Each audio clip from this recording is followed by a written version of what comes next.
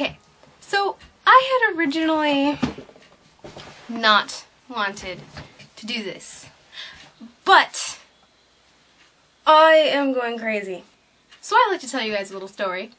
I went to Starbucks the other day because caffeine's the lifeblood and or crack of college students. So I was at Starbucks in line, you know, whatever. And there was a woman with a small child. It was a little boy. And he was fussing about something. I wasn't really paying attention. But he started crying. And the mom was getting really testy with the kid. And he was getting more upset. And she looks at him and she says, "Why are you crying? Only girls cry."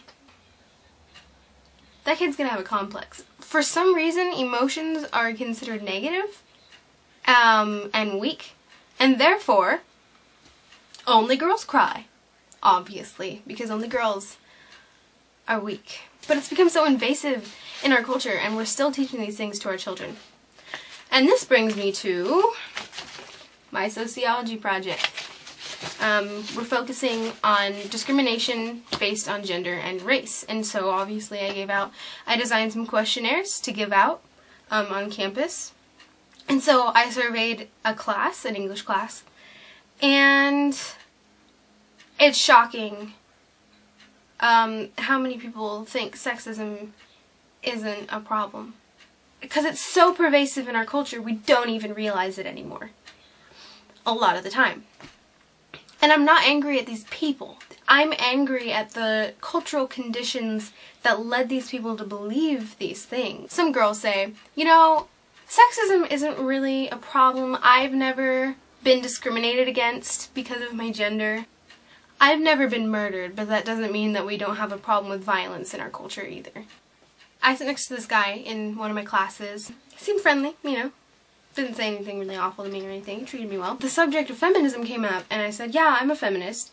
And he said, really? So you hate men? And I was like, no, that's not feminism at all. That's misandry, and that's completely different.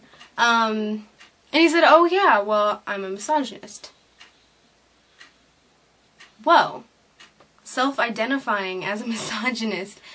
And so I said, wow, so you hate me? And he was like, no, I don't hate you. Of course I don't hate you. That's like saying to an African American person, I hate black people. Oh no, but not you. If we don't speak up honestly about this stuff when it happens, it's just gonna get worse. Or at least it's not going to progress at the rate that it could have. And I think about when I was at Starbucks and how maybe I should have said something and I didn't, and that's how it starts. You don't have to be a raging, angry feminist. You can just say a little something when someone says something that is ignorant or that is misinformed. All it takes is just a simple, you know, have you really thought about it? 'Cause I think while I respect your opinion, I think you might want to rethink a couple things because X, Y, Z. It starts like that. You just have to open up the conversation. This is why we need feminism.